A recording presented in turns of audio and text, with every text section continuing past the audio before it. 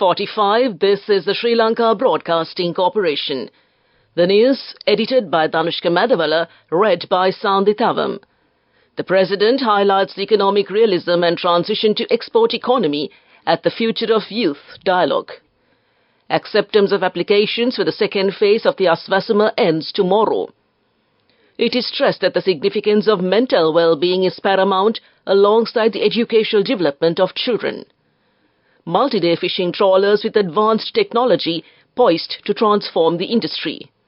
The old Bogambara prison buildings and its land will be developed as a prominent tourist attraction. World Kidney Day falls today.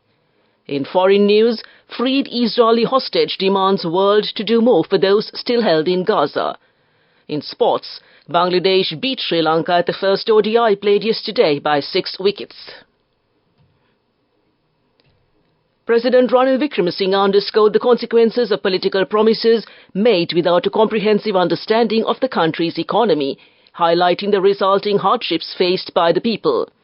In a departure from such approaches, the President emphasized the importance of facing reality and working collectively towards a positive future for the nation. The President made these comments during his presence in a convivial gathering organized by the United Youth Union titled Future of the Youth, held on Tuesday at Taproen Entertainment. Addressing the audience, President Wickremesinghe stressed the imperative of transitioning swiftly to an export-oriented economy as a key aspect of economic development. The event saw the attendance of numerous young individuals representing diverse sectors who directly posed questions to the President. In return, President Wickremesinghe offered constructive responses to their inquiries and engaged in friendly interactions with the attendees. In recognition of the presence of the President, Neomal Pereira, advisor to the United Youth Union, presented a commemorative gift to the President marking the significance of his participation in the event. The exchange of questions and answers between President Ranil Wickremesinghe and the attendees encompassed various pertinent topics concerning the country's future trajectory and the challenges ahead. The chairman of the Welfare Benefits Board, Jayantha Wijeyaratne, announced that applications for the second phase of Aswasuma will end tomorrow. Eligible individuals will receive Aswasuma benefits without any bias. Additionally, he noted that families who did not apply for the first phase of Aswasuma and also those who did not participate in the housing information census, those submitted applications can apply for the second phase of Aswasuma. During the second phase of Aswasuma, benefits are anticipated to be extended to 2.4 million families. It was emphasized that expediting the benefits of process requires submitting applications with accurate and truthful information. Additionally, he also stressed the necessity of including the national identity card number of applicants during the application process for the second phase to ensure timely provision of benefits within the specified time frame. Applications for the second phase of Aswasuma can be submitted via the online system or through divisional secretariats or through the Grama Niladaris. Applicants have the option to complete the application form in Sinhala, Tamil or English on the website www.wbb.gov.lk. The Presidential Media Division launched the Kaleidoscope 2024 Screen Media for Gen Z program at the Presidential Secretariat on Tuesday. The initiative was launched under the patronage of Secretary to the President Saman Ekanaika. This initiative aims to equip school students with practical knowledge and experience in various media platforms. Addressing the gathering, the Secretary to the Ministry of Education, Mrs. Vasantha Pereira, stressed that the significance of mental well-being is paramount alongside the educational development of children. Without sound mental health, even the attainment of great achievements holds little value. Thus, the organization of such programs is deeply appreciated. Without the ability to think critically, collaborate or innovate, the knowledge acquired by children may not be effectively integrated into society. Therefore, we must discourage a rote learning culture and encourage individuality. Each child possesses a unique pattern and should embrace their distinctiveness. It's essential to communicate knowledge effectively and critically assess information rather than accepting it at face value. Collective efforts should be prioritized over individual endeavors. This news broadcast comes to you from the Sri Lanka Broadcasting Corporation. At People's Bank, we empower your pride. People's Bank, pride of the nation.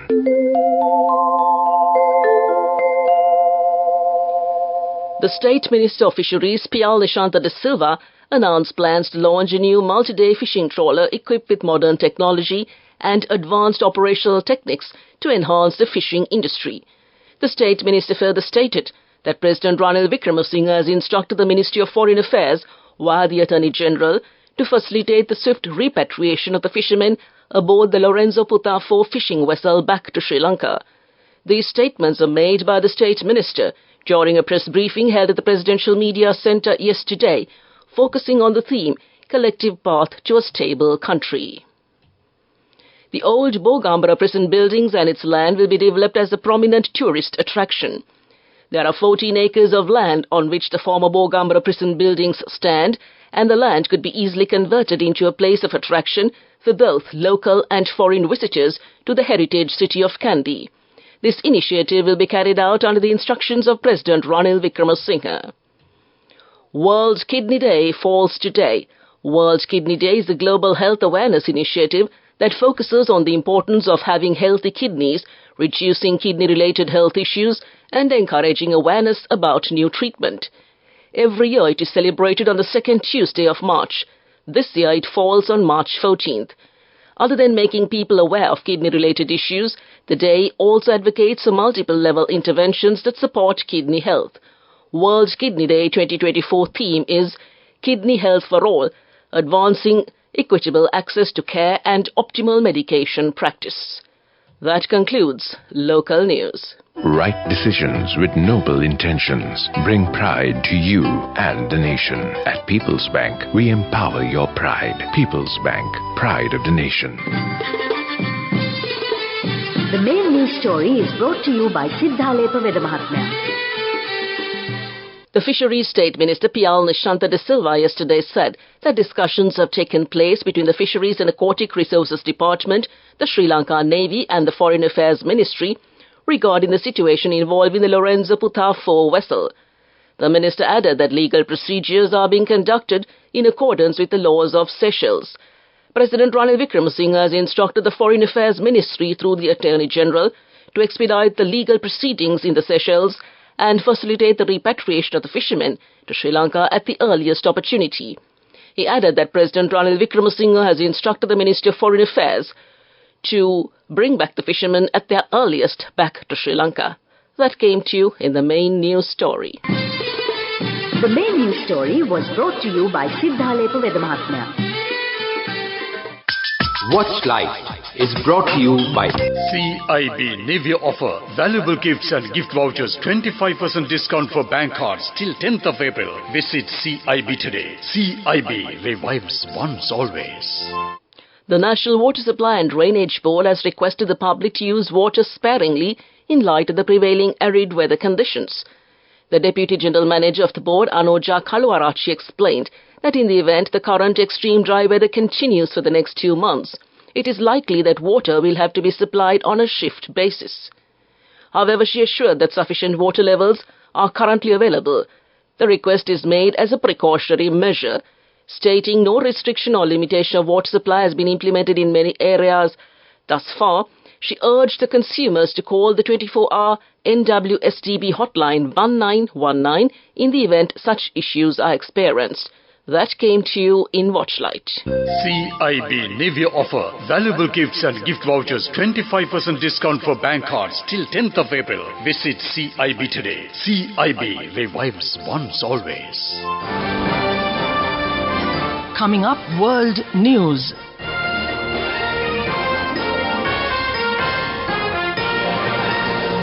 Making headlines this morning, freed Israeli hostage demands the world to do more for those still held in Gaza.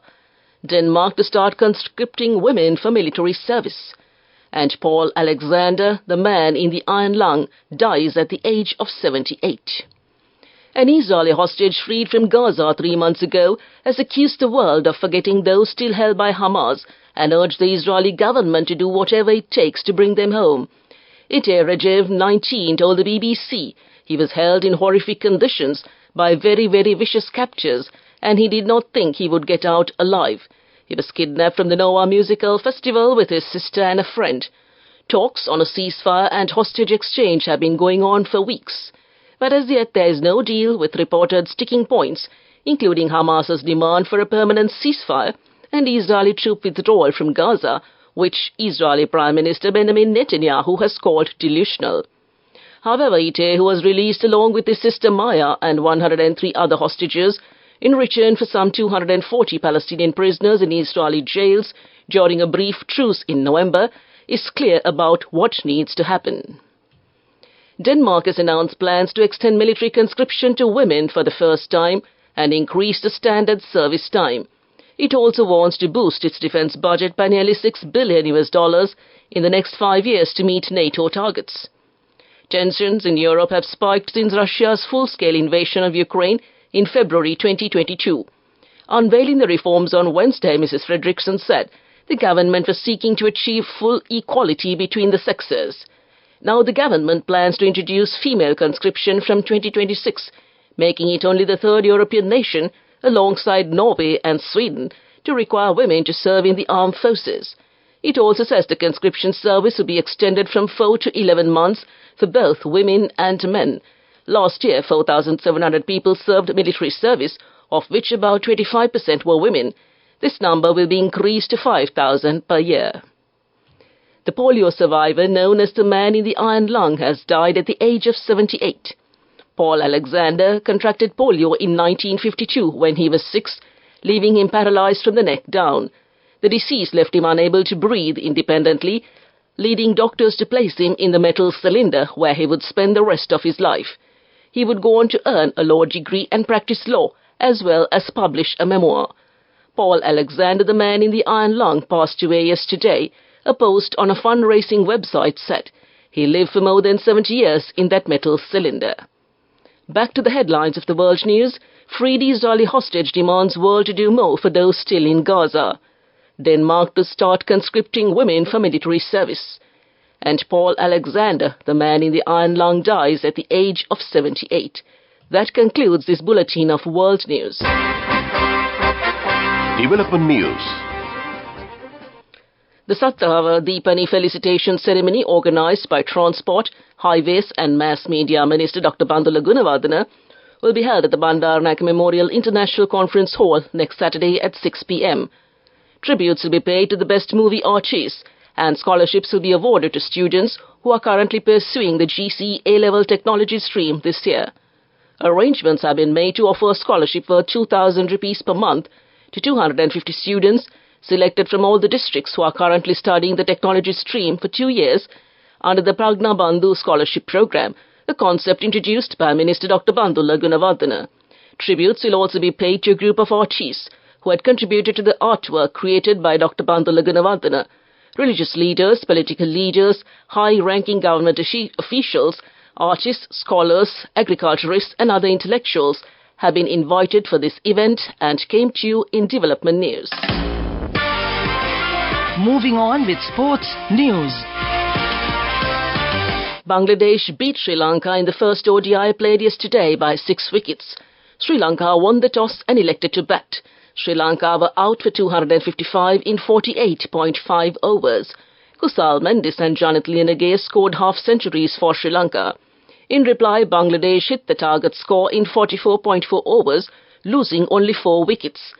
The Bangladesh skipper Najimul Hossain Shanto scored 122 not out. Bangladesh are now leading the 3-match series 1-0.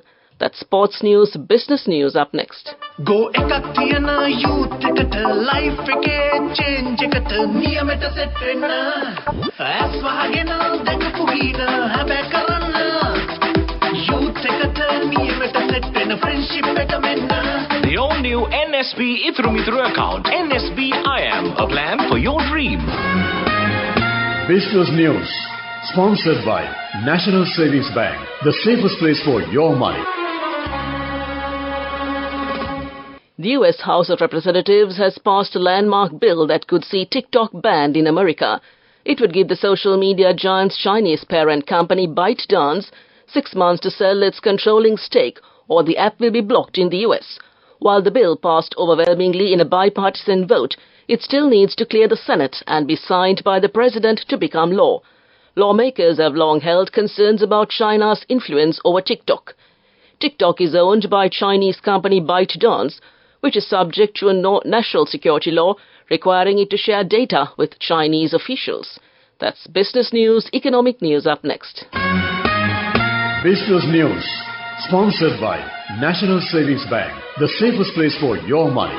Go ekak thiyana youth ekata life ekේ change ekata niyameta set wenna as wahagena dakapu hina habe karanna youth ekata niyameta set wenna friendship ekata menna. The all-new NSB Ithru account, NSB IM, a plan for your dream.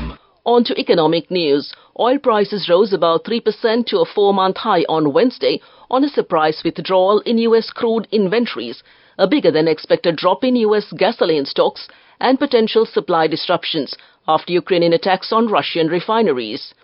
Brent futures rose $2.11 or 2.6% to settle at $84.03 a barrel, while the U.S. West Texas Intermediate crude rose $2.16 or 2.8% to settle at $79.72. That was the highest close for Brent since November 6th. That's economic news. Weather report. Showers or thundershowers may occur at a few places in the western, sub-Brigamo, central and southern provinces in the evening or night.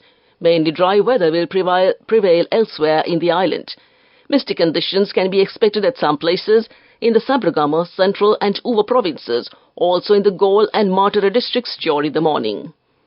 To conclude this bulletin of news, a recap of the headlines. The President highlights the economic realism and transition to export economy at the Future of the Youth Dialogue. Acceptance of applications for the second phase of Aswasuma ends tomorrow. It is stressed that the significance of mental well-being is paramount alongside the educational development of children. Multi-day fishing trawlers with advanced technology poised to transform the industry. The old Bogambra prison buildings and its land will be developed as a prominent tourist attraction. World Kidney Day falls today. Freed Israeli hostage demands world to do more for those still held in Gaza. And Bangladesh beat Sri Lanka at the first ODI played yesterday by 6 wickets.